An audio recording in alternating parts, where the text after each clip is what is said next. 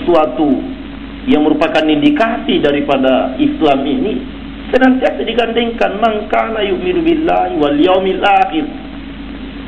Bahwa kita sebagai orang beriman, hidup kita ini tidak di dunia ini saja. Ada kehidupan akhirat. Dan justru hakikat kehidupan yang sebenarnya adalah di akhirat. Jadi jangan sampai terpukau dan terpesona dengan kehidupan dunia ini. Manfaatkan kehidupan dunia ini untuk merebut dan merenggut kehidupan yang penuh kebahagiaan di akhirat. Manakala ini tidak merasuk dan tidak meresap, memang mesti akibatnya itu cinta dunia dan takut mati. Dan adalah satu hal yang lucu, kalau orang mukmin takut mati, ya di mana letaknya iman kepada akhirat? Dan di mana letaknya janji jaminan Allah berupa syurga? Seolah-olah, bukan lagi seolah-olah sebenarnya, tapi begitulah hakikatnya. Kalau takut mati, berarti memang tidak percaya akhirat. Tidak percaya bahwa di sana jauh lebih indah daripada kehidupan di dunia ini. Tidak di dunia ini saja. Jadi kenapa jadi demikian? Memang ada yang tidak beres ini. Awal proses Islaman kita tidak benar. Sebab Islam yang kita temukan bukan saja Islam yang penuh dengan bidah. Memang bukan Islam yang punya roh. Memang sudah bukan Islam, cuma mirip dengan ajaran Islam yang disampaikan oleh Nabiullah Muhammad SAW. Ini yang pernah diratapkan dan berkali-kali kita sudah kemukakan bahwa sayangnya Islam ini dianut oleh orang-orang yang sebenarnya bukan orang Islam. Sebab penampilan kita, masalahnya juga karena Islam kita bukan Islam seperti yang dinyatakan oleh Rasulullah. Kita tidak menemukan lagi roh daripada Islam ini. Nah, atas dasar kenyataan itu kita harus akui Quran tetap utuh, Quran tetap murni, Quran tetap asli. Ini saja konsepsi Islam tetap sebagaimana yang diajarkan oleh Rasulullah. Wahyu tetap terpelihara. Tapi kita telah dibuat begitu jauh jarak kita dengan Quran ini, dengan macam-macam hal, sehingga begitu berjarak antara kita dengan Quran. Apatah lagi untuk sampai menemukan inti hakikat daripada Quran itu yang merupakan rahasia kekuatan dan kehebatan Islam. Justru di dalam Quran tetap ada, tapi kenapa kekuatan kita tidak peroleh? Satu kenyataan, satu fakta yang kita tidak bisa elakkan bahwa kita belum menemukan roh daripada Quran itu yang merupakan sumber kekuatan Islam itu sendiri. Atas dasar pertimbangan itulah semua, bahwa abad yang gencar dan santer disebut-sebut sebagai abad kebangkitan, kita harus tanggapi dan nilai bahwa ini adalah ratapan umat manusia kini yang meminta Islam ini harus ditampilkan.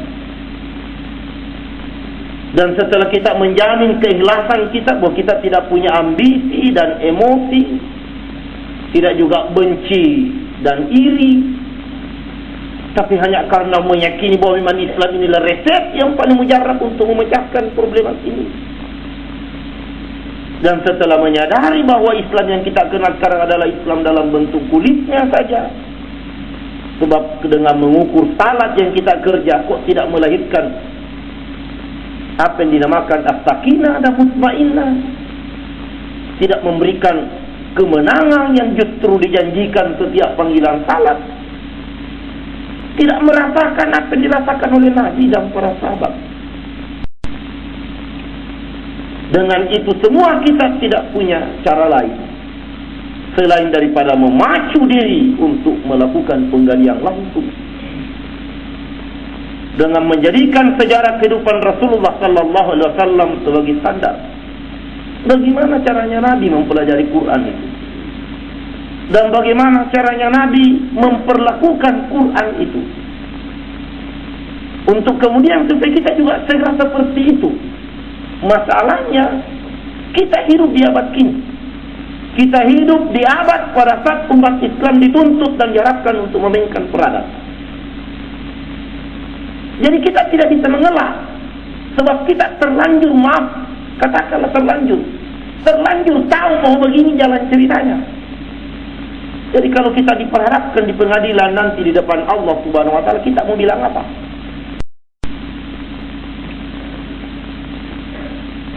Jangan kita mengatakan bahwa apalah kita ini. Apalah kita, kan kita mengaku sebagai muslim, Bapak dan Saudara. Jangan kita anggap enteng istilah muslim itu.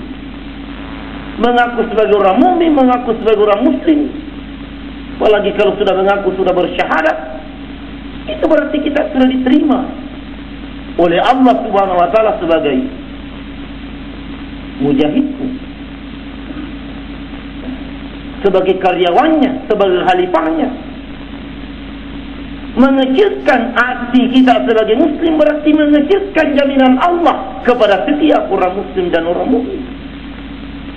Bukan melihat kapasitas pribadi, tapi melihat predikat kita sebagai seorang muslim, melihat atribut.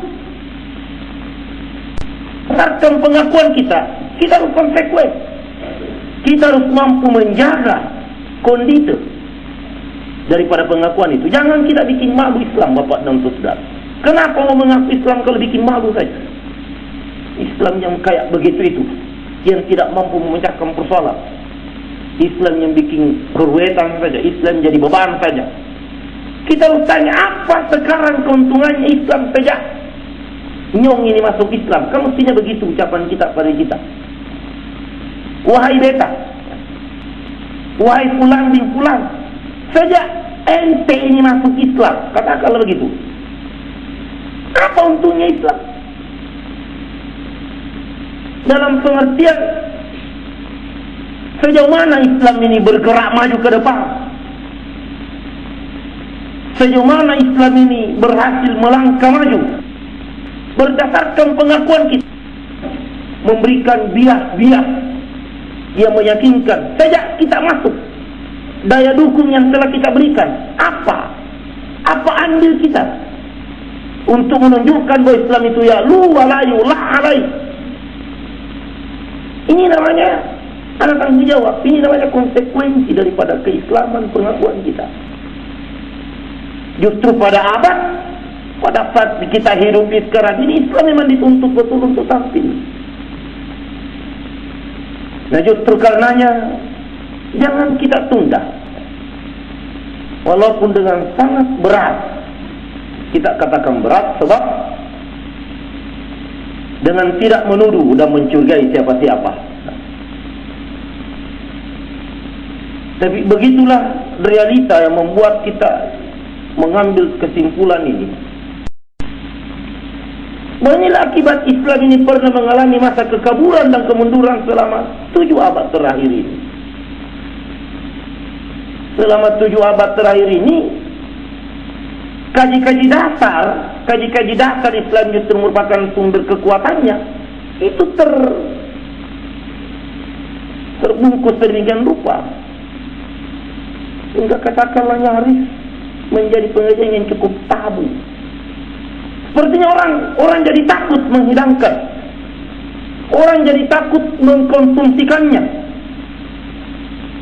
Akibatnya memang kita tak kunjung-kunjung tahu. Pernah barangkali ini menjadi konsumsi kajian,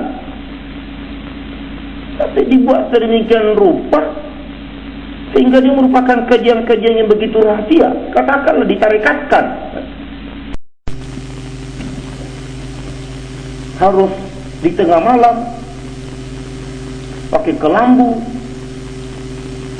di malam bulan purnama, di gubuk-gubuk di tengah hutan belantara. Sudah berhasil membawa ayam putih sepenuhnya, jarum 40 biji, ya segala macam lah variasinya, sekedar untuk membuat kondisi dan situasi jadi angker, supaya pada waktu materi kajian itu hidangkan, memang orang seperti mendapat. Dan saking gembiranya dan saking yakinnya, itu saja sudah cukup. Dia sudah tandang ke gelanggang dengan bambu runcing menghadapi bom nuklir. dia tidak kecut. Apalagi kalau memang sekali-sekali dia rasakan kehebatannya, keberhasilannya, sudah tambah yakin dia. Tanpa perahu, tanpa kapal, dia menyeberangi laut dan jadi. Saya bukan karena percaya ya, dengan metode itu, saya hanya tertarik kepada bahwa kajian itu memang ada di dalam Islam. Dan entah kesalahan siapa, lagi-lagi kita akan ulang, entah kenapa tiba-tiba kajian ini tidak menjadi materi kajian di dalam Islam, seperti dibiarkan berlalu dan segera kita masuk kepada kajian-kajian selanjutnya. Terus yang kita pelajari sembahyang, terus yang kita pelajari puasa, zakat, haji, dengan seluruh TKDG-nya, pembagian harta warisan, tajwid bertahun-tahun. Sampai untuk baca basmalah saja ada tarekat di Balikpapan atau Kaltim itu. Membaca basmalah saja kalau mau salah 1 tahun. 1 tahun belajar meletakkan ba. Kalau dia membaca Bismillahirrahmanirrahim pada waktu membaca Fatihah, itu 1 tahun dipelajari, ada yang tamat, ada yang tidak. Tidak sempat salah ini Bapak dan saudara-saudara. Cara meletakkan ba pada waktu yang meletakkan Bismillah, itu saja bagaimana mengatur nafas pada waktu bin mau didenguskan. 1 tahun. Kenapa terus ke sana kajian? Kenapa bukan syahadat yang dipelajari secara serius? Kenapa setiap kita mempelajari Islam ini syahadat diliwati? Ada kecenderungan, wah inilah keberhasilan penjajah. Katakanlah orientalis juga, yang pada waktu itu memang ekuivalen kelihatannya, sepadan rasanya bahwa orientalis dia penjajah. Dan umumnya negara-negara dijajah adalah negara-negara yang mayoritas penduduknya orang Islam. Sehingga wajar saja kalau ditarik bahwa kalau umat Islam mau dijajah terus, jangan sampai diberi kesempatan mempelajari dia punya syahadat. Dan kalau dia sulit dijajah itu orang Islam kalau dia bersyahadat yang baik. Dan kalau dia bersyahadat benar, dia yang khalifah, dia yang kembali menjajah kita. Begitu bayangan orientalis yang kurang ngikor itu Bapak dan saudara-saudara.